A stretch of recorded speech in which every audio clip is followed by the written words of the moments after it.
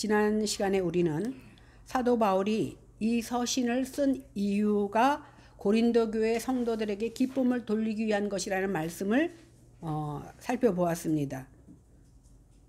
더불어서 하나님께서 용서받을 수 없는 나를 용서해 준 것 같이 너희도 상대를 용서해 주는 것이 그리스도를 향한 순종이다, 이렇게 말씀하셨고, 용서하지 않는 것은 결국 사탄에게 속아서 그 괴계에 넘어가는 것이다 라는 것을 생각해 보았습니다. 바울이 글로에지 편을 들어서 고린도 교회 교인들의 상황을 들었습니다. 우리가 여지껏 고린도전서를 통해서 보았던 것처럼 많은 문제들이 있었습니다. 그래서 그것을 해결하기 위해서 직접 고린도를 방문했지만 그 결과는 어땠습니까? 서로의 마음에 상처를 입히고 감정의 골이 깊어지는 결과를 낳고 말았습니다. 그래서 마게도냐를 거쳐서 고린도에 가서 겨울을 나려고 그들에게 고린도전서 말미에 말했지만, 사도 바울이 아무리 생각해도 자기가 가는 것보다는 뒤로 물러서서 디도에게 중간 편지, 고린도전서와 고린도후서 사이에 편지를 써서 보냅니다. 지금은 분실됐지만 이 편지를 보내고 이제 디도를 통하여서 어떠한 반응의 고린도 교회에서 나올지가 궁금했습니다. 그런데 오늘 바울이 에베소에서 더메드리오가 주동이 되어서 결국은 그를 죽이려고 하니까 그가 그 은장색 소동이 발생하잖아요. 그래서 결국은 그가 일정보다 일찍 옵니다. 그래서 바울은 디도가 만나기로 한 날보다 일찍 드로아로 떠납니다. 12절에서 13절을 보겠습니다. 시작.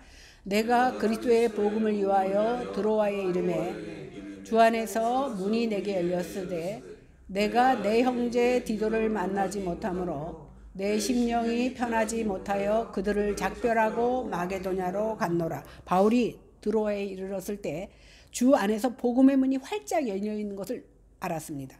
사도행전 16장에 보면 사실 사도 바울이 2차 전도 여행 중에 드로아에서 소아시아를 중심으로 전도 여행을 하려고 하는데, 마게도냐는 유럽이거든요. 마게도냐의 마게도냐인의 어떤 환상을 보고 유럽으로 떠나는 모습, 그러니까 드로아나 마게도냐에 아직 복음을 전하지 못했습니다. 그런데 다시 드로아에 방문하게 되었을 때에 사도 바울이 느낀 것은 전도의 문이 활짝 열렸다라는 겁니다. 바울은 드로아에서 디도를 만나 고린도 교회 소식이 어떠한지 굉장히 궁금하잖아요. 편지를 보내놨으니까. 그래서 기다렸지만 디도가 속히 오지 않자 사도 바울이 근심에 쌓이게 됩니다. 복음을 위해서 평생을 살아온 사도 바울이지만 여러 가지 근심과 걱정으로 드로아 형제들과 작별하고 고린도 교회에서 더 가까운 마게도냐를 향하여 떠납니다. 그런데 여기서 우리가 짚고 넘어갈 것이 뭐냐 하면, 오늘 사도 바울은 자기가 고린도 교회의 소식을 듣지 못한 것 때문에 목회적인 염려가 가득 쌓였다는 것을 고백합니다. 바울의 큰 틀은 예수 그리스도에게 맞춰져 있지만 지금 에베소에서 드로아로 온 이유가 무엇입니까? 고린도 교회 문제 때문에 온 것입니다. 그러니까 드로아에 복음의 문이 활짝 열려 있는 것을 알고도 드로아에 있는 형제들과 인사하고 빨리 디도를 만나고 싶은 마음에 마게도냐로 갑니다. 이것을 바울을 대적하는 사람들이 이 문제를 갖고 시비를 걸기 시작합니다. 나중에 너는 주의 종이라고 하지만 신실하지도 못하고 연약하고 실패한다, 이렇게 말합니다. 인간으로 보면 그런 말을 들을 만합니다. 왜? 드로아에 전도 대상자들이 많이 있는 것을 보고도 전도하지 않고 마게도냐로 갔기 때문입니다. 또 다메섹에서 보면 자기를 죽이려고 하자 사도 바울이 어떻게 합니까? 소쿠리를 타고 밑으로 내려와서 도망가잖아요. 이렇게 연약한 모습을 가진 것이 사도 바울입니다. 그리고 고린도에게 많은 어려움을 겪고는 한 걸음 물러서서 또 가지 못하고 디도를 통해서 그 눈물의 편지를 보냅니다. 드로아에서는 복음의 문이 열려 있는 것을 확인하고도 자기의 근심 때문에 거기서 복음을 전하지 못하고 마게도냐로 갑니다. 그러니까 대적자들이 충분히 시비를 걸만합니다. 따지고 보면 이 사건을 통해서 사도 바울도 우리와 다를 바 없는 연약한 인간이라는 것을 우리는 깨달을 수가 있습니다. 우여곡절 끝에 마게도냐에서 바울이 디도를 만난 그 모습을 오늘 고린도후서 7장 5절에서 7절에서는 이렇게 전합니다. 우리가 마게도냐에 이르렀을 때 우리 육체가 편치 못하고 사방으로 환난을 당하여 밖으로는 다툼이요 안으로는 두려움이라. 그러나 비천한 자들을 위로하시는 하나님이 디도의 옴으로 우리를 위로하셨으니 저희의 온 것뿐 아니요 오직 저가 너희에게서 받은 위로로 위로하고 너희의 사모함과 애통함과 나를 위하여 열심히 있는 것을 우리에게 고함으로 나로 더욱 기쁘게 하였도다. 우리는 결론을 알지요. 디도가 어떤 소식을 갖고 왔는지. 그가 존엄한 편지를 쓰고 눈물로 편지를 보냈을 때 그 주동자가 회개했다는 사실입니다. 이러한 모습을 통해서 고린도 교회로 인한 그 염려로 인해서 마게도냐 왔을 때 바울은 마음이 편치 못했지만 디도를 통하여서 고린도 교회 소식을 듣고 그가 위로를 받고 마음을 두려움이 없어졌다라는 사실입니다. 사도 바울이라고 해서 우리가 생각하는 사도 바울은 진짜 겁도 없이 죽으면 죽으리라고 돌진하는 것으로만 생각했는데 오늘의 이 모습을 볼 때에 그도 약하고 두려웠으며 무서워서 떤 사람입니다. 그래서 스스로를 뭐라고 표현합니까? 나는 비천한 자다. 우리가 보기에 사도 바울은 아주 강력한 전도자지만 그러나 자기 자신을 볼 때에 자기는 정말 하나님 앞에 비천한 자라는 것을 고백하지 않을 수 없었던 겁니다. 그 역시 비천한 자인데 하나님께서 어떻게 위로하십니까? 디도를 보내심으로 위로를 하신 것입니다. 사도 바울은 디도로부터 고린도 교회 많은 사람들이 그의 편지를 받고 회개했다는 소식을 듣고 위로를 받고 비로소 마음을 안도하게 됐다라는 사실입니다. 14절을 보겠습니다. 시작. 항상 우리를 그리스도 안에서 이기게 하시고 우리로 말미암아 각처에서 그리스도를 아는 냄새를 나타내시는 하나님께 감사합니다. 여기 보니까 항상 우리를 그리스도 안에서 이기게 하시고 이제 마음이 안도가 됐어요. 그래서 이기게 하시는 하나님에 대해서 말씀합니다. 사실 여기서 이기게 하신다는 이 말씀이 평소에 우리가 생각하는 것과는 좀 다른 얘기입니다.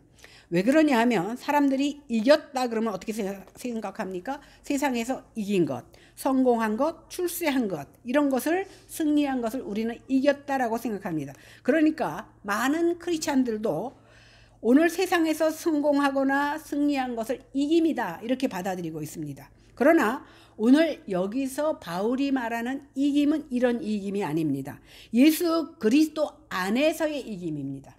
그러니까 사람의 보기에는 실패한 모습이라 할지라도 하나님께서 원하시는 바가 이루어졌다면 그것이 이김이라는 겁니다. 그러므로 바울의 이 말씀은 예수 그리스도의 십자가가 어떤 모습으로 증거되고 있는지에 대해서 이제는 보여주고 있는 말씀이기도 한 겁니다. 오늘날 많은 교회들이 세상의 이김과 승리를 그대로 교회 안에 적응하다 보니까 교회가 힘이 있어야 전도가 하고 교회가 돈이 있어야 선교도 할 수 있다라고 생각합니다. 그러면 그 힘이 무엇입니까? 성도의 숫자요? 돈입니다. 그러나 복음이란 그런 힘으로 증거되는 것이 아닙니다. 제가 조금 아까 미얀마 얘기도 했지만 결과적으로는 어떤 모습입니까? 생각하지 못했고 계산하지 못했지만 하나님이 하나님의 방법으로 채워주시고 하나님의 일을 하신다는 사실입니다. 그래서 구약성경에도 보니까 이스라엘 백성들이 망한 이유가 뭐냐면 우리가 생각했듯이 세상적인 승리, 세상적인 이김을 가지고 놀랐기 때문에 그들은 하나님 앞에 멸망당했습니다. 그래서 다윗은 시편 20편 7절에서 뭐라고 고백합니까? 병거 혹은 말을 의지하나 우리는 여호와 우리 하나님의 이름을 자랑하고 의지한다 이렇게 말하고 있습니다.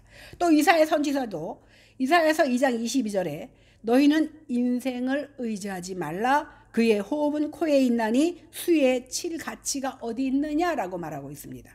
그러니까 이런 인생들이 만들어내고 사용할 수 있는 그 힘이나 능력을 우리가 의지한다면 이김을 얻을 수 없다라는 사실입니다. 그러므로 하나님께서는 자기의 종들을 사용하실 때 이런 세상적인 방법으로 사용하시는 것이 아니라는 겁니다. 1장에서도 보니까 사도 바울이 뭐라고 고백했습니까? 너무나 심한 환난과 고통을 당하여서 나는 살 소망까지 끊어졌다, 이렇게 말을 합니다. 그렇다면 하나님께서 이렇게 사용하시는 이유가 뭔지 우리는 알아야 됩니다. 하나님께서 마치 사형 선고를 받은 자처럼, 죽이기로 작정한 자처럼 사용하시는 이유가 뭡니까? 너 자신을 의지하지 말고 죽은 자를 다시 살리신 여호와 하나님을 의지하라는 의도에서 내가 가진 모든 것을 뺏어버리는 겁니다. 그런데 이런 모습을 보고 세상 사람들은 저 사람은 승리했구나 말하지 않습니다.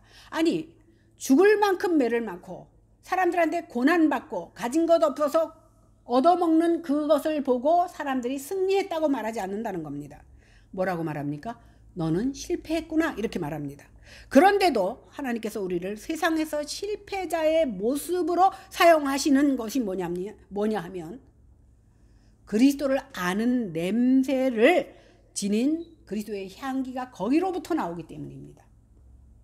우리가 생각하기엔 실패자의 모습이지만 그 실패자의 모습 속에 그리스도를 나타내는 냄새가 난다라는 겁니다. 사도 바울을 볼까요? 그는 마게도냐에서 두려움에 떨었고 안팎으로 많은 환난과 핍박을 당했습니다. 이런 극한 상황에서 사도 바울은 우리 주 예수 그리스도가 우리를 이기게 하신다고 고백합니다. 그런데 이기게 하는 모습이 어떤 모습이에요? 약하고 두렵고 떨리고 도망다니는 모습. 그때 사도 바울은 우리를 이기게 하신다고 말씀합니다. 이게 어떻게 이기는 모습입니까? 자신의 연약함에도 불구하고 하나님의 약속이 예수 그리스도 안에서 예스가 되는 것.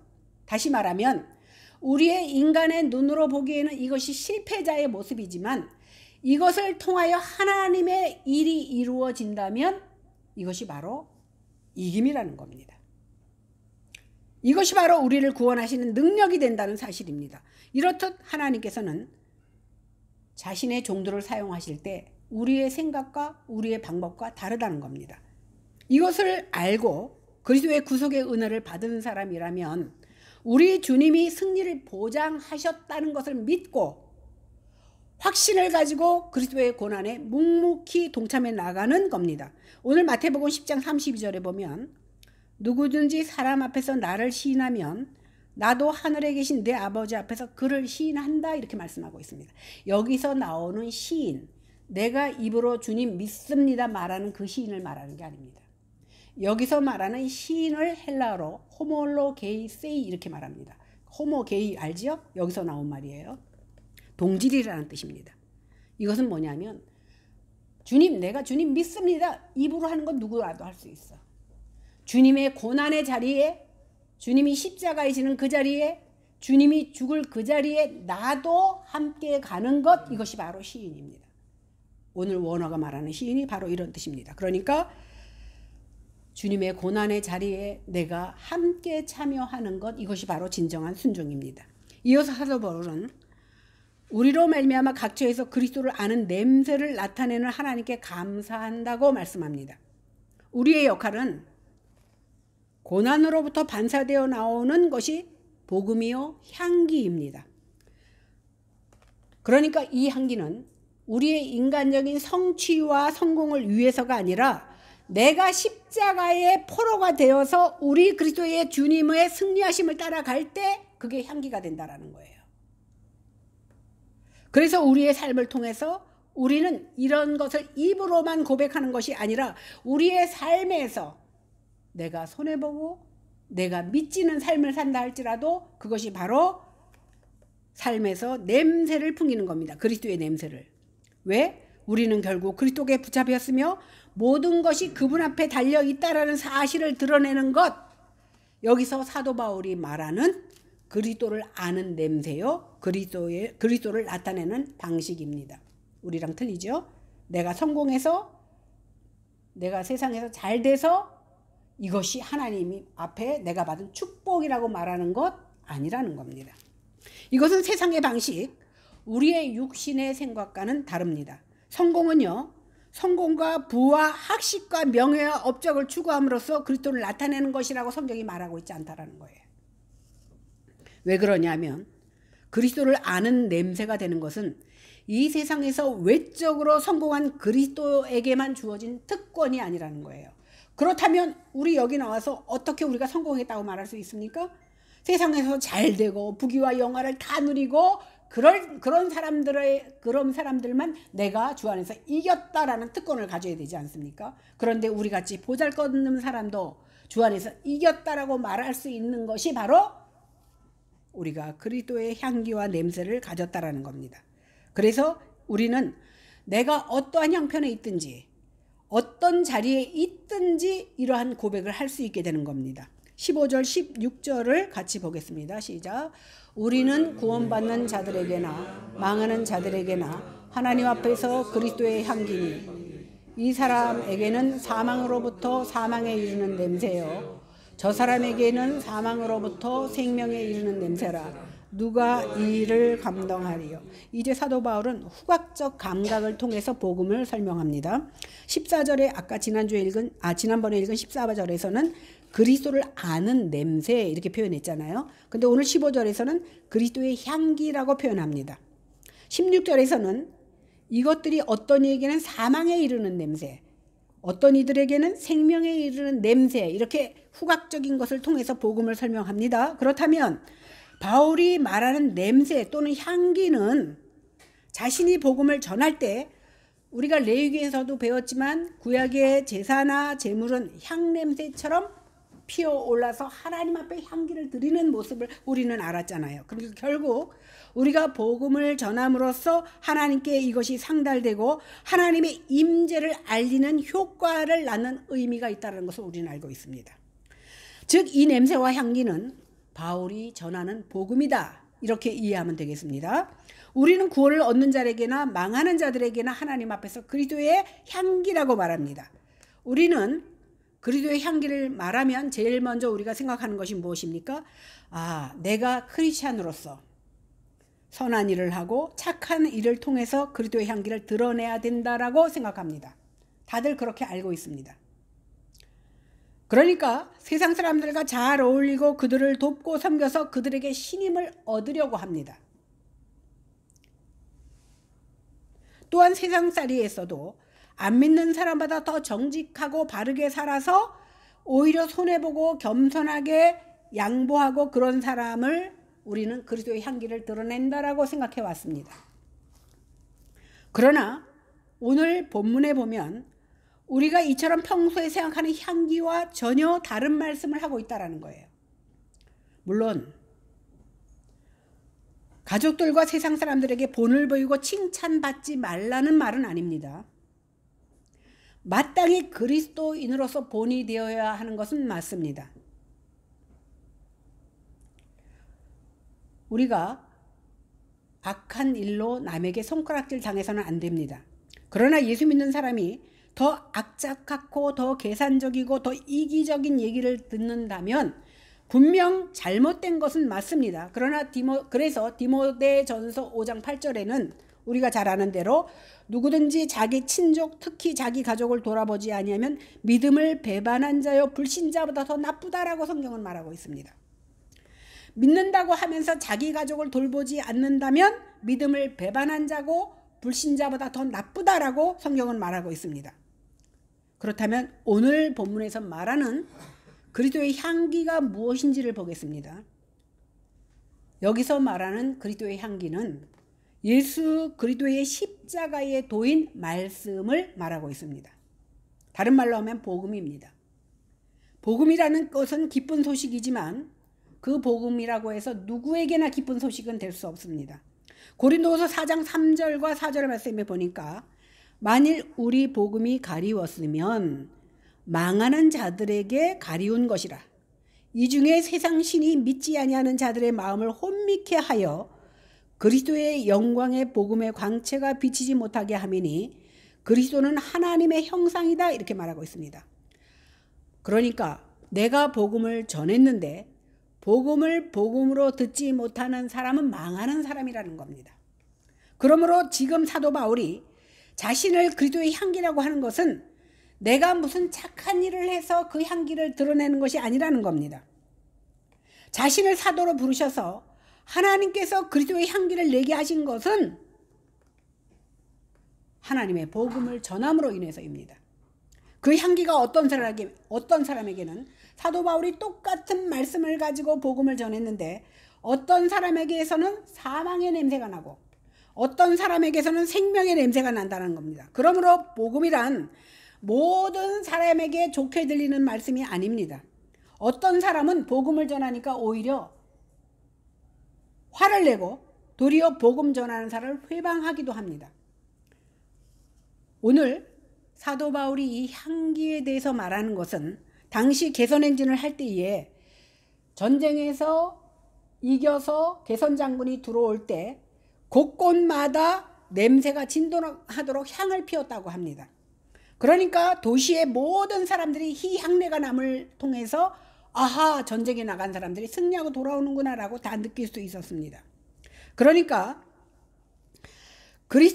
바울은 지금 자신을 통해서 그리스도를 아는 냄새, 즉 예수께서 죄로 인한 죽음과 저주로부터 승리하신 그리스도가 된다라는 소식을 향기 나는 그 모습을 가지고 전파하고 있습니다.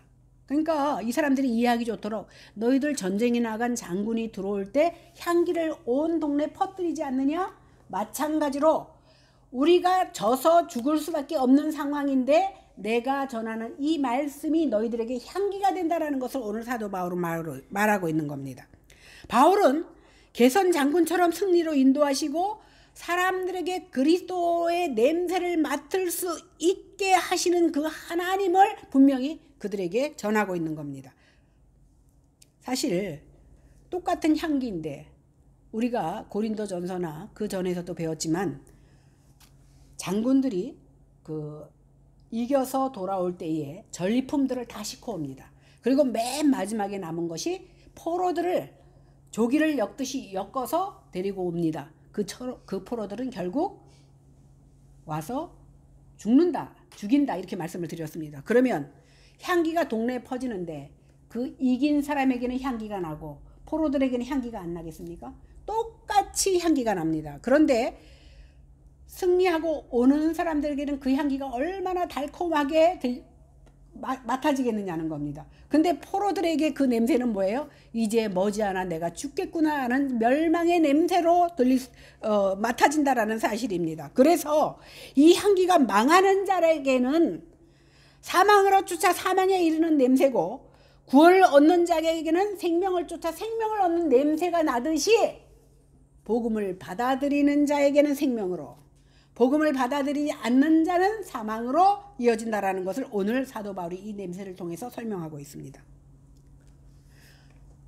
우리가 전하는 복음이 믿는 자들에게는 기쁨의 소식이 됩니다. 그러나 예수 그리스도를 믿지 않는 자들에게는 이 복음의 소식은 미련한 말씀일 수밖에 없습니다. 예수 그리스도의 복음의 향기를 어떻게 받아들이냐에 따라서 생명이냐 사망이냐로 갈린다는 겁니다. 오늘 고린도전서 1장 18절에서 사도 바울은 십자가의 도가 멸망하는 자들에게는 미련한 것이요 구원을 얻는 우리에게는 하나님의 능력이라고 말씀하셨습니다. 우리가 복음의 향기를 나타낼 때 어떤 사람은 그 향기에 취해서 그리스도 안으로 빠져들어가지만 어떤 사람은 그 복음을 접할 때 거부하며 불쾌하게 화를 냅니다. 이것이 바로 16절에서 말하는 사망으로 쫓아 사망에 이르게 하는 것과 생명으로 쫓아 생명에 이르게 하는 것 이렇게 구별하고 있는 것입니다. 그러니까 예수 그리스도의 십자가의 도를 받아들이냐 받아들이지 않느냐에 따라서 두 편으로 갈리는 겁니다. 십자가를 보면서 저주를 받는 것이요 실패한 모습이라고 생각하는 사람은 결국 멸망을 받을 수밖에 없고 동일한 십자가를 보고 내 가슴을 치며 내가 죄인입니다. 내 대신 저주받으신 그 예수 그리스도의 십자가라고 믿는다면 그 사람은 구원을 얻는다는 겁니다. 이것은 마치 예수님께서 십자가에 달릴 때 양옆의 강도와 똑같습니다. 한쪽 강도는 예수님의 십자가를 바라보면서 네가 정말 하나님이면 여기서 내려와서 남을 구하려고 하지 말고 너부터 구하라고 비아냥됩니다. 그러나 또 한 사람은 오른편에 있는 강도는 뭐라고 얘기합니까? 내 죄를 인정하면서 주님의 나라에 임할 때에 나를 기억해 달라고 고백합니다. 그래서 예수님께서는 너는 오늘 나와 함께 낙원에 있을 것이라는 말씀을 전합니다. 이것이 바로 사망의 냄새와 생명의 냄새를 내는 모습입니다. 그 십자가의 방식이 사도 바울에게도 그대로 나타났습니다. 사도 바울의 능력과 기적으로 복음을 증거하지 않았습니다. 물론 사도 바울에게 능력이 나타난 경우도 많이 있었습니다. 그러나 그런 능력으로 증거한 것이 아니라 사도 바울이 무엇으로 증거했다고요? 복음을 전한다는 이유로 고난받고 핍박하고 매를 맞는 것으로 그는 그리스도의 향기를 나타냈다라는 사실입니다. 왜 그렇습니까? 그 고난 속에 그 죽음을 받아들이는 그 고난 속에 그리스도의 향기가 있기 때문입니다. 그것이 십자가의 도이기 때문입니다. 그러므로 사도 바울은 이런 복음을 전하지 않고 세상의 성공을 말하는 사람들을 말하면서 미혹하는 자들을 경계하라고 말씀합니다. 17절입니다. 시작. 우리는 수많은 사람들처럼 하나님의 말씀을 혼잡하게 하지 아니하고 곧 순전함으로 하나님께 받은 것 같이 하나님 앞에서와 그리스도 안에서 말하노라. 사도 바울의 연약함을 공격하는 사람들은 사도 바울을 가리켜서 하나님의 사도라는 자가, 사도 바울은 키도 조그맣고 굉장히 못생겼다 그랬잖아요.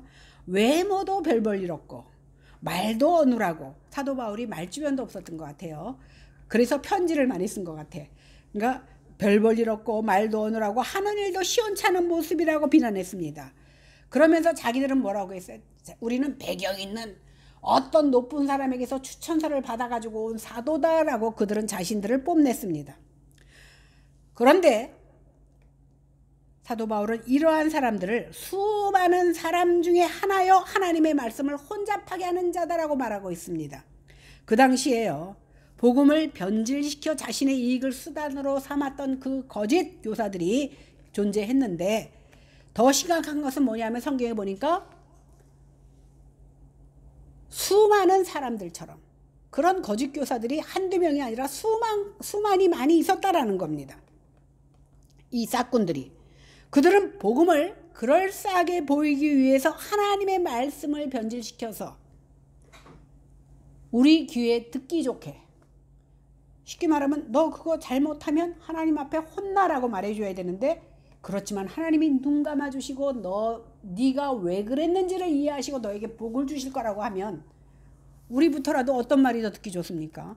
앞으로 잘 되고 복 받는다는 말이 듣기 좋지, 너 잘못했으니까 회개하라 그러면 우리도 속으로 언짢습니다. 마찬가지로 당시에 포도주를 팔던 사람들이요, 부도덕한 상인들이 어떻게 했냐면 포도주에다 우리 참기름에 뭐 섞듯이 물을 타서 팔아버립니다. 그러면 100원 남을 걸 150원 남으니까 얼마나 좋아. 이런 일이 굉장히 비일비재하게 많이 있었습니다. 이렇게 팔아서 수입을 더했는데 사도 바울은 이런 사람들을 거짓 사도에 비유하고 있습니다. 야, 포도주면 포도주만 팔아야지 거기다 왜 물을 타서 파냐. 복음만 증거해야 될 그들이 복음에다 물을 탔다는 거예요. 그들은 장사꾼입니다. 그들은 경건을 이익의 재료로 삼아서 복음을 장사꾼처럼 변질된 것을 그들에게 전했다라는 겁니다. 그러니까 사람의 비유를 맞추기 위해서 사람이 듣기 좋아하는 말을 복음 위에 더 보태서 전했다라는 겁니다. 이 말씀은 앞절과 부조화를 이루는 것 같지만 사실은 굉장한 엄중한 경고입니다. 왜 그러냐면 복음이 사람을 죽이기도 하고 살리기도 하기 때문입니다. 그렇기 때문에 복음에 다른 것을 섞어서는 안 됩니다. 그런데 고린도 교회 안에 복음을 혼잡하게 하는 이들이 분명히 존재했습니다. 그래서 사도 바울은 포도주에 물을 섞은 자처럼 복음을 변질시키는 자를 말하며 내가 전하는 복음은 주님께서 주신 그 말씀을 그대로 전한다라는 것을 확실하게 증거하고 있습니다. 사도 바울은 자신이 복음을 전할 때 나는 그들처럼 물을 타지 않았다라고 말씀하고 있는 겁니다. 사도 바울의 태도는 순전함으로 하나님의 받은 것을 그대로 하나님 앞에서와 같이 말하고 일한다라는 것을 그들에게 보여주고 있습니다. 복음을 전하면서 사람을 좋게 하는 것이 아니라 하나님 앞에서 하나님 안에서 말하는 것처럼 하고 있다라는 것을 사도 바울은 말씀하고 있습니다. 다시 말해서 그 거짓 선지자와 나와 구별됐다라는 것을 보여주는 겁니다. 그런데요, 이 시대도 마찬가지예요. 저는 이제 강의하면서 하나님 말씀을 바로 전하려고 애를 쓰다 보니까 언짢아 하는 사람도 많아.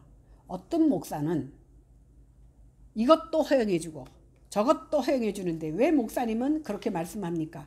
오늘 사도 바울이 온전하고 순전하게 말씀을 전했자는 이유 때문에 핍박과 고난을 받습니다. 그렇기 때문에 그는 거기에는 바르게 말씀이 증거될 때 그리스도의 향기가 나는 것이지, 불순물이 섞인 것, 변질된 말씀 속에는 그리스도의 향기가 나타나지 않습니다. 그래서 그 향기가 어떤 사람에게는 바른 말씀이 증거될 때 어떤 사람에게는 생명의 길로, 어떤 사람에게는 사망의 길로 나타나는 겁니다. 이 복음을 듣고 주님을 믿는 사람들은 바로 영생을 얻습니다. 내가 개인적인 종말, 내가 죽은 후에 영생을 얻는구나 아닙니다. 복음을 받아들인 순간 이미 우리는 영생을 누리는 삶을 살게 되는 것입니다. 어디서? 이 땅에서. 이것이 바로 기독교의 신비이자 역설입니다. 우리가 고난당합니까? 어려움을 겪습니까? 복음 때문에. 그러면 나를 통해서 그리스도 아는 냄새를 나게 하시고 그것이 향기가 되어 많은 자에게 복음이 전파되는 줄로 믿으시기 바랍니다.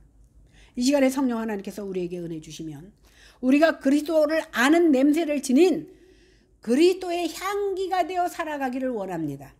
그래서 우리로 하여금 믿는 자들에게 생명의 냄새를 풍기게 하시고 믿지 않는 자에게는 물론 사망의 냄새가 될 것입니다. 그러나 우리가 만나지는 모든 사람들에게 내가 생명을 얻은 것처럼 그들에게도 생명을 얻는 은혜가 있어지기를 기도하면서 그러한 일이 더 많아지는 역사가 우리 가운데 있어지기를 주님의 이름으로 간절히 축원합니다. 기도하겠습니다. 아버지 하나님, 은혜를 진심으로 감사를 드립니다. 오늘 사도 바울의 말씀을 통하여서 우리는 위로받기를, 고작 사도 바울도 우리처럼 연약한 부분이 있었다는 것에 위로를 받습니다. 그러나 사도 바울과 우리가 다른 모습은 우리는 연약함에서 헤어나오지 못할 때가 많이 있지만 사도 바울은 이어 하나님의 말씀으로 승리하며 그에게 고난과 환난과 죽음에 이르는 아픔이 있다 할지라도 자신을 통하여서 그리스도가 드러내지기를 원하는 모습으로 삶을 드렸던 것을 보았습니다.